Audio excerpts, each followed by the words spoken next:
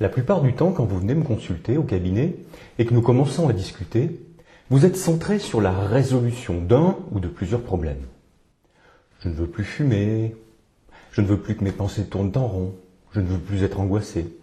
Bref, ce que vous souhaitez, c'est atteindre le contraire de ce problème, cette difficulté qui vous empêche de vivre sereinement. En fait, cet objectif initial, qui est basé sur ce constat de départ négatif, limite la portée de la thérapie par l'hypnose, telle que je la pratique. Il faut trouver un but positif.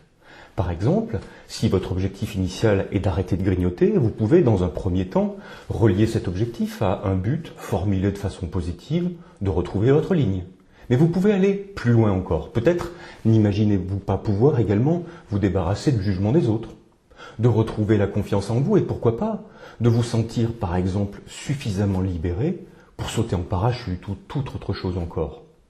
La chose étonnante avec le cerveau humain, c'est que bien souvent, le fait d'avoir tous ces objectifs positifs en ligne de mire crée parfois une motivation suffisante qui vous fera naturellement arrêter de grignoter, c'est-à-dire résoudre votre problème initial. Mais dans un premier temps, tous ces objectifs ne font pas partie de votre champ des possibles. C'est tout simplement inimaginable parce que toutes ces possibilités sont en fait masquées par les méandres du chemin sinueux sur lequel vous souhaitez vous engager. Elles sont inaccessibles simplement parce que vous êtes à l'arrêt. Je n'aime pas les petites phrases pseudo-transcendantales auxquelles on fait dire tout ce que l'on veut. Mais j'aime bien le vers d'un poème d'Antonio Machado qui dit que le chemin se construit en marchant.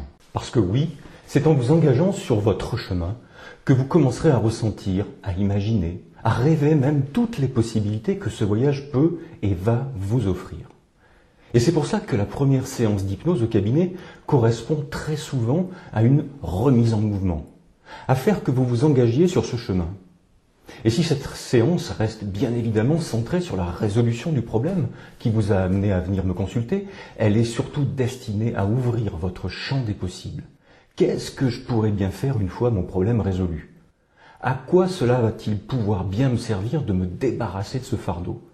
L'objectif de cette première séance est donc très souvent de vous faire imaginer ce que sera votre vie une fois libérée de ce fardeau.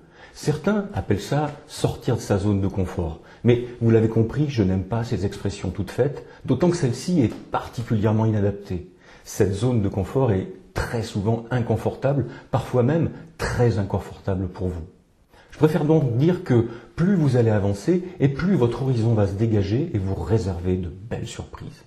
Alors bien sûr, même si cette première séance de mise en mouvement suffit parfois, quelques séances supplémentaires sont souvent nécessaires pour que je vous accompagne encore un peu sur ce chemin que vous commencez à tracer.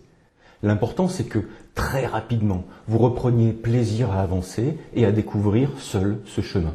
Et que très rapidement également, vous n'ayez plus besoin de la simple béquille que je suis et qui vous accompagne pour vos premiers pas. À bientôt.